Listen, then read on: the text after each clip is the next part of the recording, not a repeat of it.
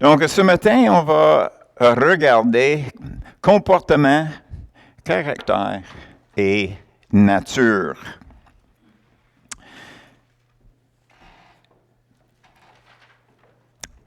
Le comportement, c'est très important. Mais le caractère est encore plus important parce que de notre caractère, puis quand je dis caractère, je vais dire la personne que nous sommes en dedans. Donc, la personne que nous sommes, ça va sortir dans notre comportement, n'est-ce pas? Donc, si on va faire les changements ou les ajustements dans notre comportement, on peut le faire temporairement sans changer notre caractère. Mais si on veut que les changements soient permanents ou vont durer longtemps, il fallait que notre caractère soit changé. Puis naturellement, derrière notre caractère, il y a notre nature. Donc, le comportement, c'est important. Le caractère est encore plus important. Mais la nature, c'est le plus important. Donc, on va commencer avec 1 Timothée 5, 24 et 25.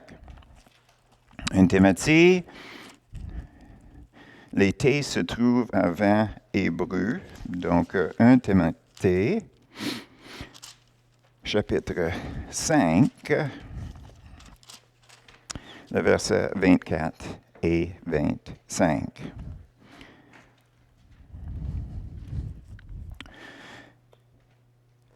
Les péchés de certains hommes sont manifestes même avant qu'on les juge, tandis que chez d'autres, ils ne se découvrent que dans la suite.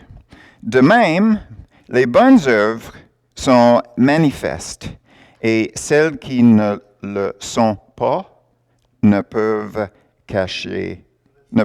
rester cachées. Donc, pour nous avons une source pour apprendre comment agir comme il faut. Puis là, on commence avec 2 Timothée 3, 16. Bien naturellement, ces écritures-là, ils ne sont pas nouveaux pour nous autres, mais il fallait qu'on commence avec une fondation pareille pour arriver à notre fin, pour découvrir des choses sur notre nature. 2 Timothée, chapitre 3, le verset 16. Toute écriture est inspirée de Dieu, est utile pour enseigner, pour convaincre, pour corriger, pour instruire dans la justice. Donc, ici, on trouve dans les Écritures le guide nécessaire pour s'adapter notre comportement et aussi notre caractère quand c'est mélangé avec Hébreux 4, 12. Hébreux 4, 12, un peu plus loin.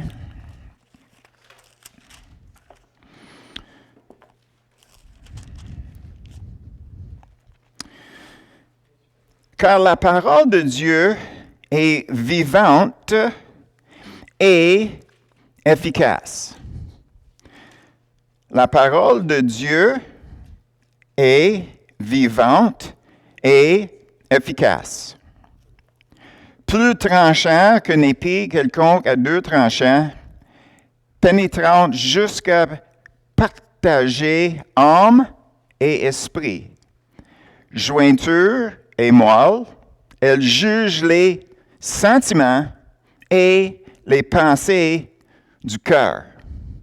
Donc, nous avons les Écritures qui sont inspirées pour nous enseigner. Puis après ça, nous avons la parole de Dieu, mais c'est marqué ici que c'est vivante.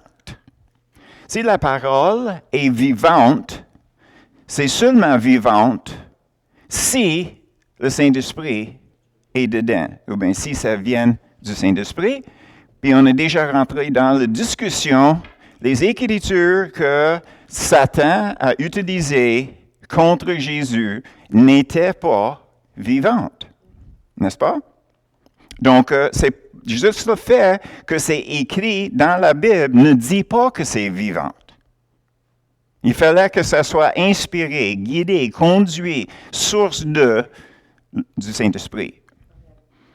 Puis après ça, on voit que c'est efficace. Donc, il y a un pouvoir qui est là, qui peuvent changer.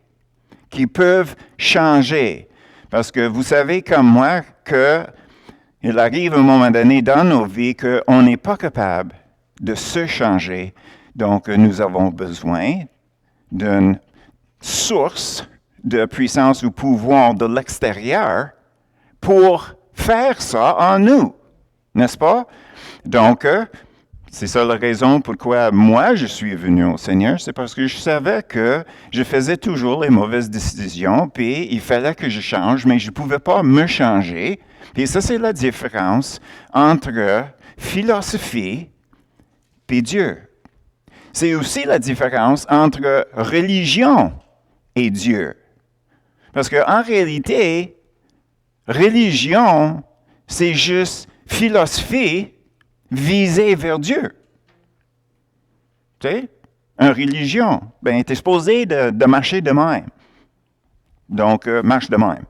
Tu sais, puis c'est comme, OK, c'est du bon conseil. Comment est-ce que je peux le faire si je ne trouve pas en moi les forces nécessaires pour le faire?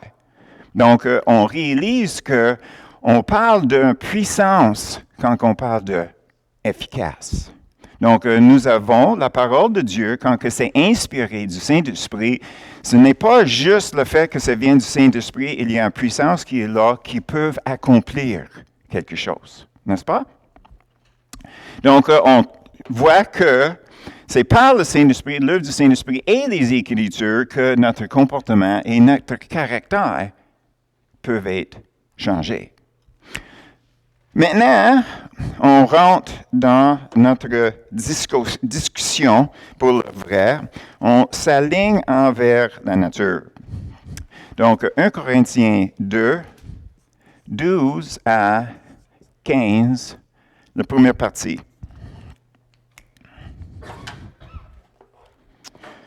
« 1 Corinthiens 12. 1 Corinthiens 2, excusez-moi, pas 12. 1 Corinthiens 2, 12 jusqu'à 15a. Or, nous n'avons pas reçu l'Esprit du monde, mais l'Esprit qui vient de Dieu, afin que nous connaissions les choses que Dieu nous a données par sa grâce. Et nous en parlons non avec des discours qu'enseigne la sagesse humaine, mais avec ceux qu'enseigne l'Esprit, employant un langage spirituel pour les choses spirituelles. Mais l'homme naturel n'accepte pas les choses de l'Esprit de Dieu, car elles sont une folie pour lui. Il ne peut les connaître parce que c'est spirituellement qu'on en juge. L'homme spirituel, au contraire, juge de tout. OK? Maintenant, on va viser sur le verset 12 et 15a.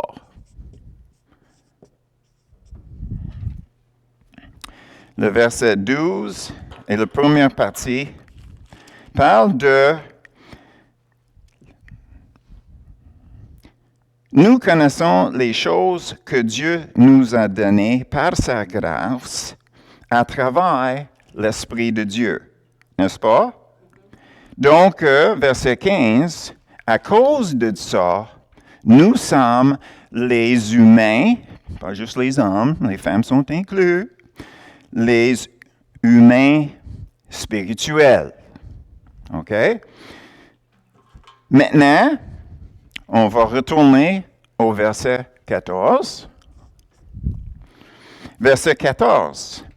Mais l'homme naturel n'accepte pas les choses de l'Esprit de Dieu, car elles sont une folie pour lui et il ne peut les connaître, parce que c'est spirituellement qu'on en juge. OK.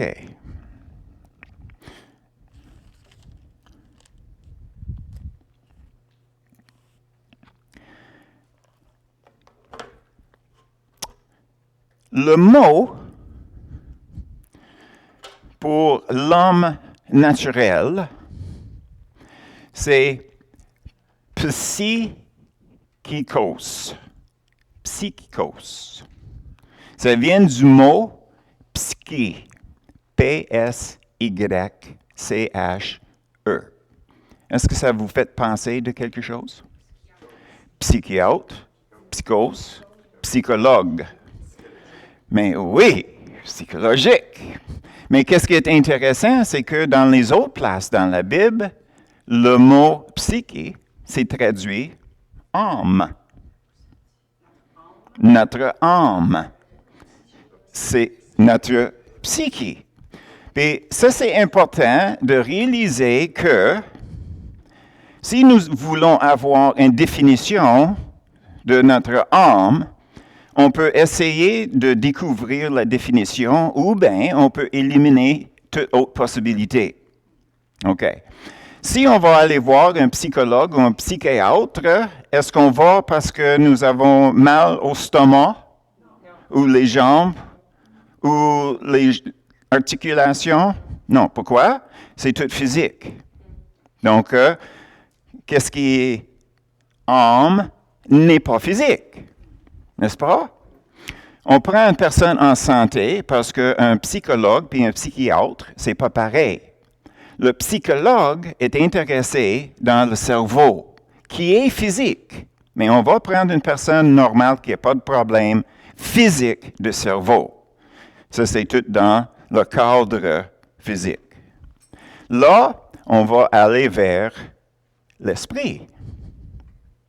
L'esprit. Quand on était né, est-ce que notre esprit était vivant? Non, parce qu'autrement, on ne serait pas obligé d'être né de niveau. Parce que, comme on a appris, la nouvelle naissance, la régénération, c'est quand que notre esprit, qui est séparé de Dieu, revient en contact avec Dieu. Donc, les Écritures, là, on peut commencer à recevoir de Dieu. Donc, notre esprit reçoit de Dieu. Puis, entre les deux, c'est notre âme. Parce que quand on est né, nous avons plus que juste notre physique. Puis, notre esprit n'est pas dans le cadre encore. Donc, c'est quoi qui reste? Bien, notre volonté, notre raisonnement, nos passions, nos émotions, notre imagination créative, notre mémoire.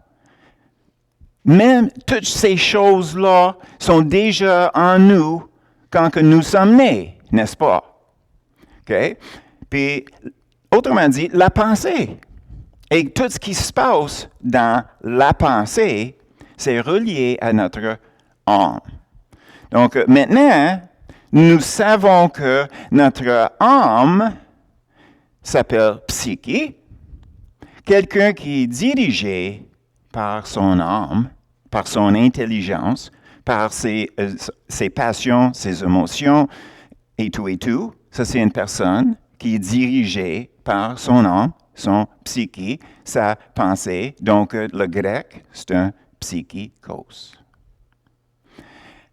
Contraire à ça, nous avons l'esprit.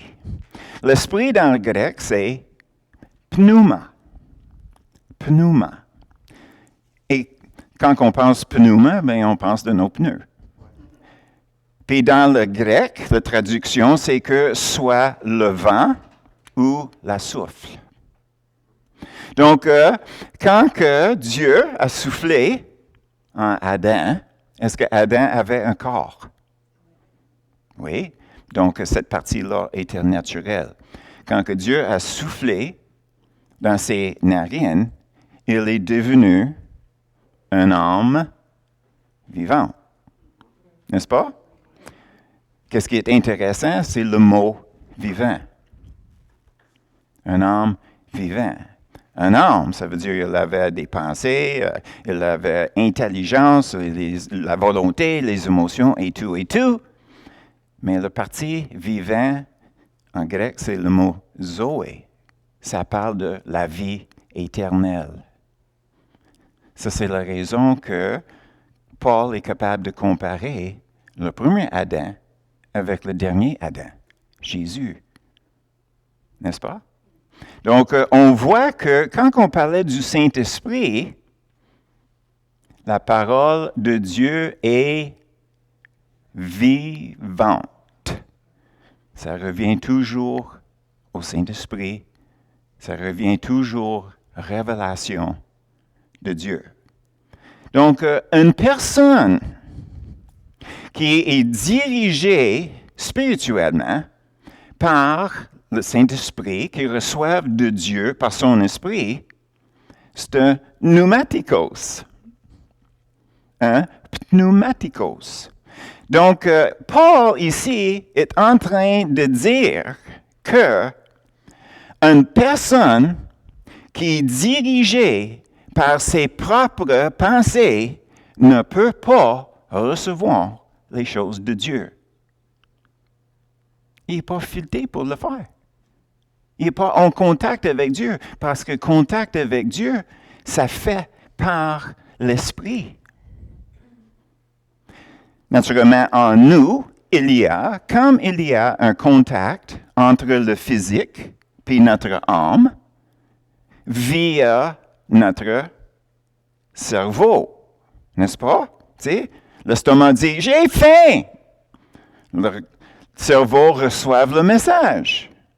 Puis, de là, c'est qu'est-ce que je vais faire? Mais c'est la même chose pour notre esprit. Notre esprit, il faut communiquer avec notre âme, avec notre psyché, avec notre pensée. Mais la difficulté là, c'est notre volonté. Parce que Dieu veut parler, puis peut-être je ne veux pas entendre qu'est-ce qu'il dit la deuxième fois. Donc, après la première fois, je ferme la porte. Sourde. Non, je ne peux pas t'entendre, Seigneur. Il faut crier plus fort. Oui, il n'y a pas de service au numéro. Et c'est bien ça. Donc, on voit ici que nous avons dans notre volonté une porte. C'est une porte qui joint le corps physique avec notre âme ou notre pensée. Donc, on peut refuser d'écouter notre corps. OK? J'ai faim. T'es trop gras. Flac. Non, tu ne mangeras pas. OK? Fini là. Vous allez jeûner. Mais de l'autre côté, c'est la même chose. Le Seigneur va nous parler, puis on dit oui ou non, ou excuse-moi, je t'entends pas clair. OK? Seigneur, tu ne me parles pas ma langue. OK? Donc ici, qu'est-ce que nous avons? C'est la différence de nature. Ça, c'est la différence de nature. Donc, quand que le pneumatikos, l'homme spirituel, reste à l'écoute de Dieu, son caractère peut être transformé. Et à cause de ça, son comportement est changé. Tandis que la personne qui est dirigée par ses propres pensées, ses propres passions, ses propres buts et objectifs, il ne peut pas recevoir de Dieu en partant. La difficulté, c'est pour la personne qui devient chrétien. Parce qu'il est habitué à marcher selon ses propres pensées. Mais maintenant, il rentre en contact avec le Seigneur, puis donc le Seigneur lui dirige, ses habitudes lui dirigent, puis son corps est pris entre les deux. Alors, la raison pourquoi j'amène ça, c'est parce que on veut que le monde soit sauvé. N'est-ce pas? OK.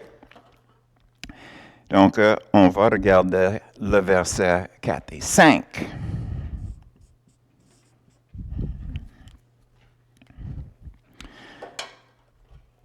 Versets 4 et 5.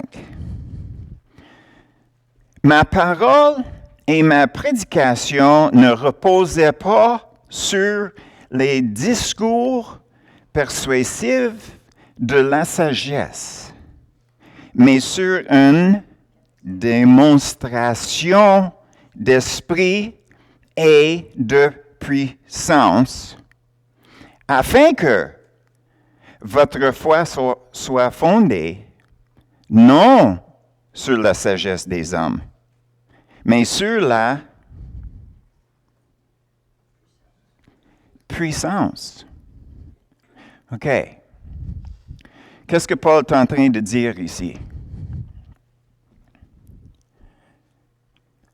J'ai décidé, c'est Paul qui parle. J'ai décidé de ne pas commencer à vous parler par les discours super intelligents, intrigants, intéressants pour les intellectuels. Non.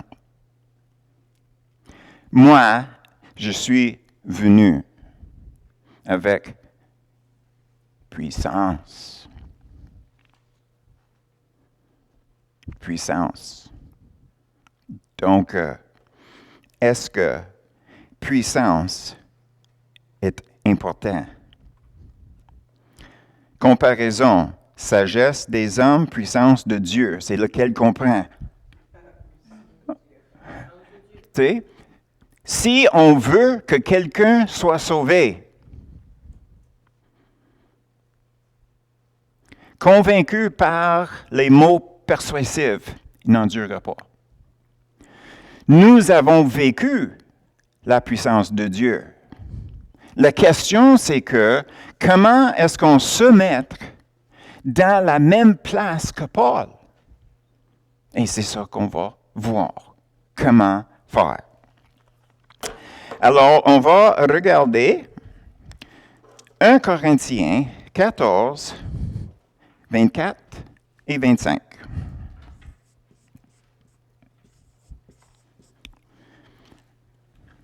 1 Corinthiens 14, 24, 25.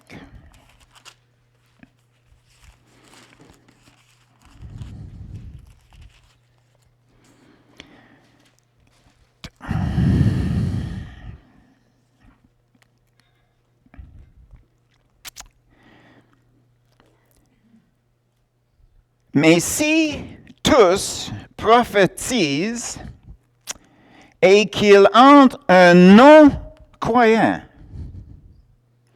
ou un simple auditeur, il est convaincu partout et il est jugé partout. Les secrets de son cœur sont dévoilés.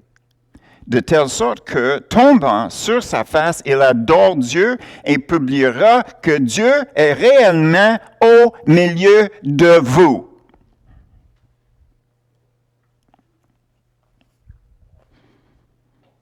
Est-ce que c'est Paul qui a écrit ça? C'était sa main. Mais on vient de voir que c'était le Saint-Esprit qui inspirait les Écritures, n'est-ce pas? C'est Dieu qui les a inspirées. Donc, quand on donne une définition sur le mot prophétie ou prophétique ou prophétiser, OK? La description, c'est qu'est-ce que ça fait? C'est le Saint-Esprit qui parle à travers d'une personne, c'est la définition de la prophétie. Ça inclut dire les choses d'avance, mais on ne parle pas de ça ici. Quand que Dieu parle, c'est la prophétie. Donc, ici, c'est dit que si tu veux convaincre quelqu'un, il fallait que tu prophétises. Est-ce que j'ai tort? Est-ce que le raisonnement est là? Paul a dit, OK? Par les belles paroles, la puissance de Dieu. Par la prophétie, le monde dit, Dieu est parmi vous. C'est clair, n'est-ce pas? Donc, on continue. On va regarder Jean 16,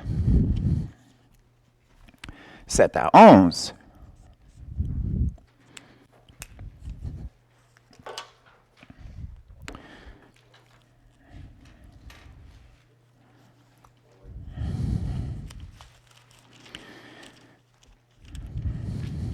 Jean 16, versets 7 à 11. Cependant, je vous dis la vérité.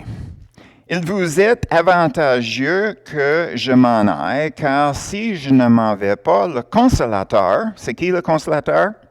Le Saint-Esprit, ne viendra pas vers vous, mais si je m'en vais, je vous l'enverrai. Et quand il sera venu,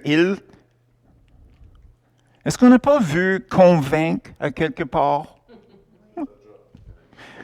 Il convaincra le monde en ce qui concerne le péché, la justice et le jugement. Est-ce qu'on n'a pas lu justice, pas loin? Timothy, peut-être? Parce qu'il... et le jugement, en ce qui concerne le péché, parce qu'il ne croit pas en moi. La justice, parce que je vais au Père et que vous ne me verrez plus. Le jugement, parce que le prince de ce monde est jugé. Donc, on voit ici que l'œuvre du Saint-Esprit, c'est de convaincre les non-croyants.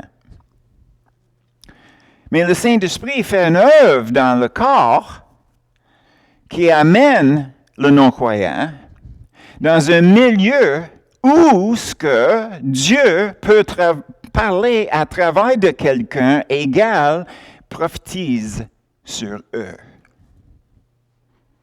Est-ce que c'est logique? Est-ce que je me trompe dans les fils, là? Est-ce que tout est branché, là, comme il faut? Oui. Tout aligné. Donc, là, on retourne. Hébreux 4, 12.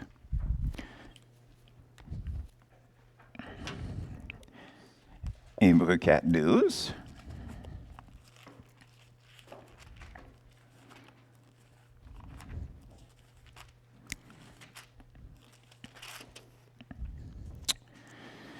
La parole de Dieu est vivante et efficace, plus tranchant qu'une épée quelconque à deux tranchants, pénétrée jusqu'à partager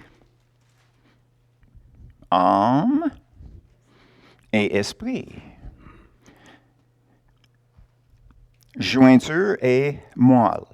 Okay. Est-ce que les joints sont en contact avec le moelle? Non. Non. Non. Comment peux-tu séparer deux choses qui ne sont pas qui ne sont pas connectés. Et là-dedans, c'est la clé. Quand que ça parle ici, partager âme et esprit, dans le grec, ça veut dire partager les choses qui sont de l'âme et les choses de l'esprit. Donc, il rentre dans les affaires, dans notre être, dans notre âme, et il commence à trancher. OK? Ça, c'est correct, ça, c'est gras, ça va. Ça, c'est correct, ça, c'est quelque chose dont on n'a pas besoin, ça va. OK? Dans notre pensée. Puis, tranchant dans notre esprit, c'est pour nous aider à comprendre, ça, c'est de Dieu, ça, c'est pas de Dieu, ça, c'est de Dieu, ça, c'est pas de Dieu. Donc, la parole de Dieu, quand que c'est vivant, dans le sens où le Saint-Esprit l'a inspiré, c'est efficace parce qu'il est capable de trancher les choses dans notre âme, les choses dans notre esprit, puis on termine le verset, elle juge les sentiments et les pensées du cœur. Encore, ici, dans les Écritures, souvent, le cœur, c'est notre âme. Donc, mais ça parle spécifiquement des sentiments et des pensées. OK, un peu. Est-ce qu'on ne venait pas juste de lire dans Corinthiens que la personne réalise que Dieu est là parce que quoi? Il est convaincu de quelque chose. Il est touché. Il sait quelque chose qui ne marche pas. Hey, comment est-ce que je peux être sauvé? 1 Corinthiens 14.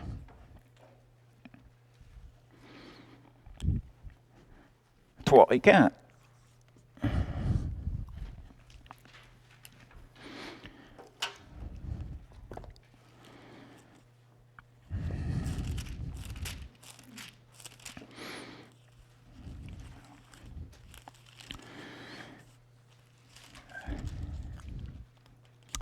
« 14, 3 et 4.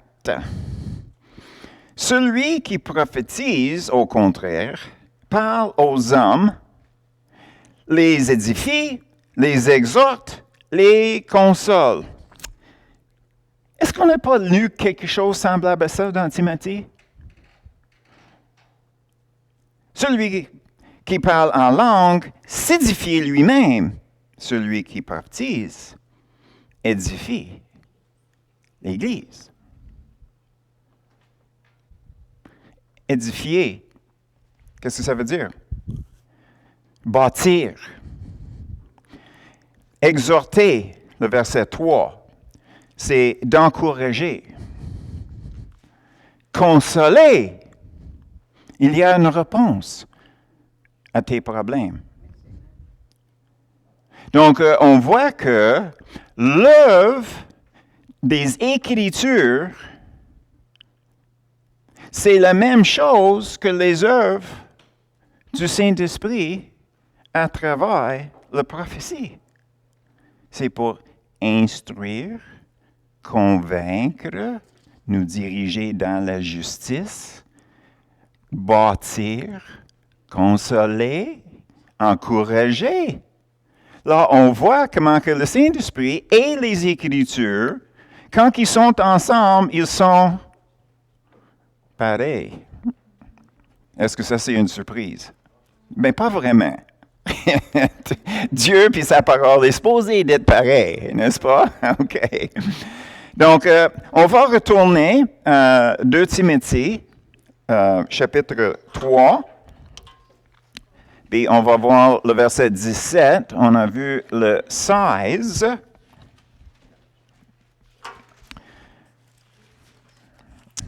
Timothée.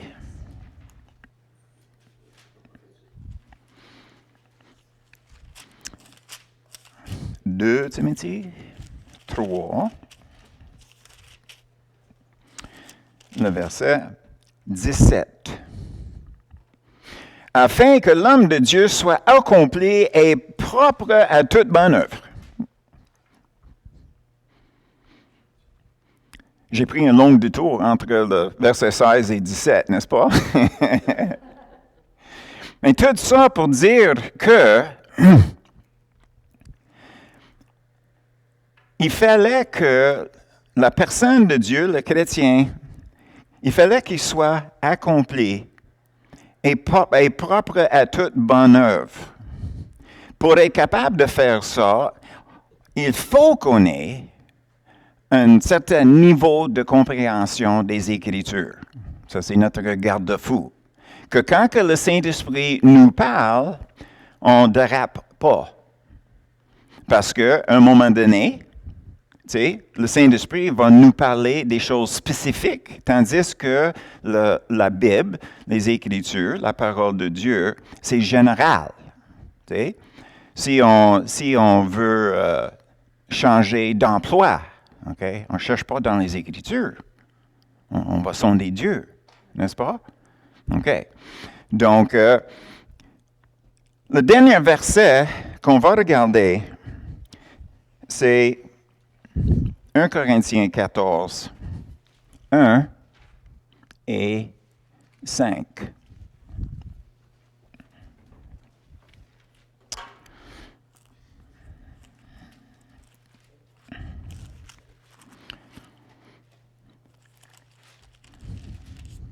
« 1 Corinthiens 14, le verset 1. Recherchez l'amour. Recherchez l'amour. Chapitre avant, dans le chapitre 13, il nous a parlé de l'amour.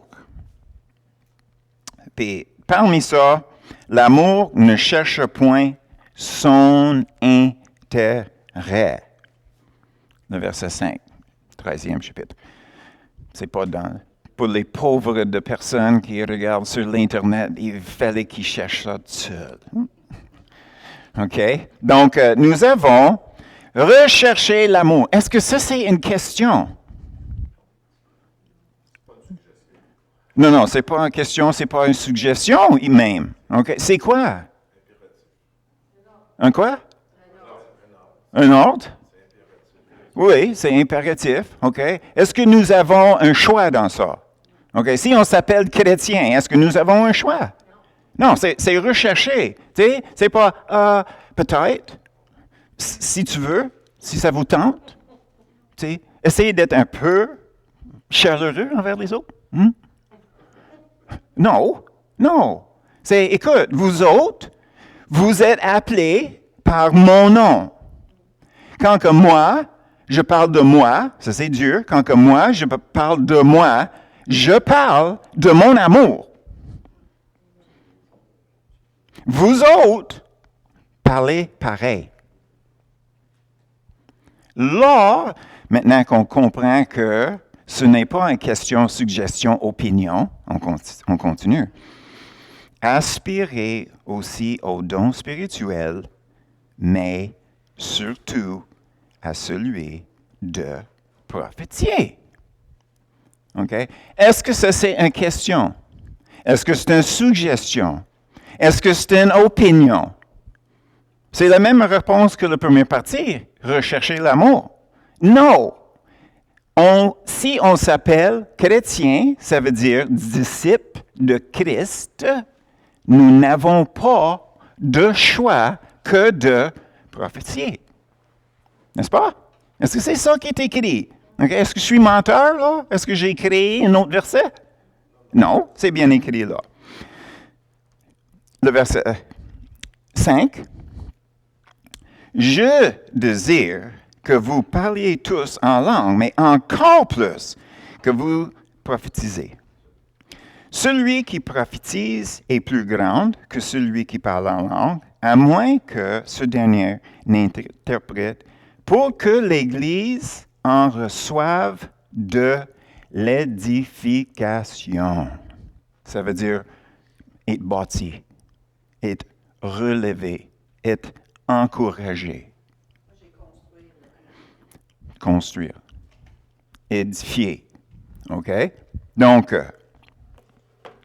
qu'est-ce que nous avons comme conclusion? La conclusion, c'est très, très, très, très, très, très simple. Si vous êtes chrétien, prophétisez. Est-ce que nous avons d'autres choix, selon ça? Est-ce que Dieu a laissé une porte ouverte pour se sauver? Ah, excuse-moi, Seigneur, je suis baptiste. Et on ne croit pas en ça. Ou catholique. Ou une autre religion. On ne croit pas en ça. Donc, ce n'est pas obligatoire. Si vous êtes chrétien, c'est obligatoire. C'est obligatoire. On n'a pas de choix. On ne peut pas dire, mais quelqu'un a dit, au contraire. Parce qu'on ne parle pas juste de ces versets-là. Parce que je sais qu'il y en a ceux qui disent que les dons de l'Esprit, c'était pour établir l'Église. Maintenant, l'Église est établie, donc on n'a plus besoin de ces dons-là. Ah oui? Est-ce que tu vas passer à côté de Hébreux? Est-ce que tu vas passer à côté des chapitres 5? Est-ce que tu vas passer à côté du chapitre 2? Est-ce que tu vas passer à côté du chapitre 13? Est-ce que tu vas... Bien, tu aussi bien enlever le livre au complet. Et on va le réécrire de la façon que nous voulons. Non. Non. Paul a dit, pour lui, pour amener quelqu'un au Seigneur, ça prenait l'œuvre du Saint-Esprit dans la personne. Que la personne arrive devant une autre personne qui peut parler des choses de Dieu d'une façon qui rentre dans son cœur, qu'il sait très bien que c'est Dieu qui parle, puis wouh, qu'est-ce que je fais maintenant?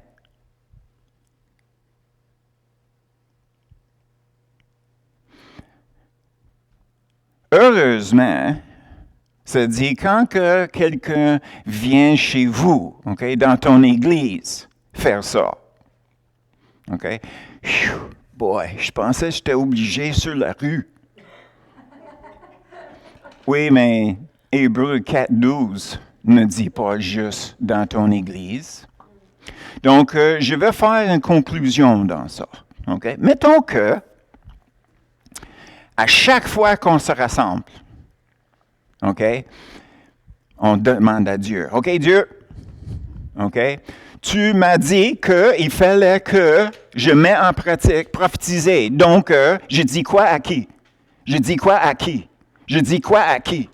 Puis on fait ça à l'église. OK? Là, en sortant, on ose. Puis on regarde une personne, tu sais, avec un coulomb sur la tête. OK? Puis on sait que le Saint-Esprit repose sur la personne. Puis qu'est-ce qu'on va dire? OK, Seigneur, qu'est-ce que je dis? Qu'est-ce que je dis à cette personne-là? À l'extérieur. Mais on pratique à l'intérieur. Pour être capable de sortir. Maintenant, je vais terminer avec une petite histoire. Je ne sais pas si c'est vrai ou pas. Supposément, c'est vrai. OK? Il avait un vendeur. Il était une fois un vendeur. OK? OK? Et là, il arrive à la porte de quelqu'un qui frappe à la porte. La personne ouvre la porte. Et là, il voit que c'est un vendeur. Puis là, il commence. Il dit, écoute, vous autres. Il dit, je ne sais pas combien de fois vous m'avez appelé. Il slame la porte fermée, puis il continue à crier. Je vous ai dit au téléphone, je ne veux rien savoir de vous autres, ne m'envoie pas quelqu'un, puis là, quelqu'un arrive, puis là, je ne sais pas qu'est-ce que je vais faire, puis OK? Puis ça, c'est supposé d'être vrai, là. Écoutez bien. Et qu'est-ce qui est arrivé? Sais-tu qu'est-ce que le vendeur a fait? Il est allé à la porte en arrière. Il a cogné à la porte, puis le monsieur est venu, puis il dit, Ah, c'est toi, c'est quoi qui se passe? Puis le gars, il dit, écoute, je suis ici juste pour vous aviser. Si jamais tu entends quelqu'un qui cogne à la porte en avant, ne réponds pas. Parce que le gars qui est en avant, là, il est dans tous ses états, il crie des bêtises, il est mauvais comme un loup. Donc, c'est juste pour dire, faites attention, ne réponds pas à cette porte-là. Sais-tu qu'est-ce qui est arrivé? Le gars l'a regardé, puis il dit, toi, là, t'es quelque chose. Viens-t'en. Quand on arrive à la place, qu'on écoute au Saint-Esprit, puis on sait que le Saint-Esprit a œuvré dans une telle personne, puis on va l'approcher, puis peut-être il va essayer de nous virer de bord. Ah, je veux rien savoir de Dieu, je ne veux pas parler de Dieu. Oui, mais t'es un peu là. Je sais que tu ne crois pas. Mais moi, je suis croyant, puis le Seigneur m'a dit que ta femme, qui est en train de mourir de cancer, elle va recouvrir. Tu peux l'accepter ou pas, ça ne me dérange pas. Mais je veux juste que tu saches que Dieu vous aime. Et lui a un plan. Puis malgré toutes les choses que les médecins disent, « Oh, toi, puis ta religion, puis blablabla. » OK? Correct. Moi, j'ai juste une personne à plaire. N'est-ce pas? Mais qu'est-ce que cette personne-là va faire quand que sa femme est guérie? Oh, c'est au hasard.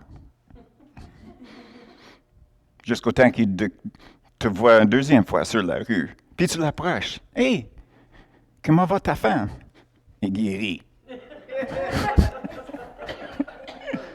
Ah, c'est de bonnes nouvelles. Oh! En passant, le Seigneur a un mot pour toi. Oh non! On prend le mauvais scénario. OK? Et tout ça, c'est parce que souvent, qu'est-ce que nous avons besoin? C'est une idée de quelque chose qui peut se passer au lieu d'imaginer Monsieur, Madame, psychikos, que ça ne marchera pas. Change de place. Enlève tes souliers. Devenir pneumatikos. Un homme, une femme de l'esprit. Amen. Coupe ça vite.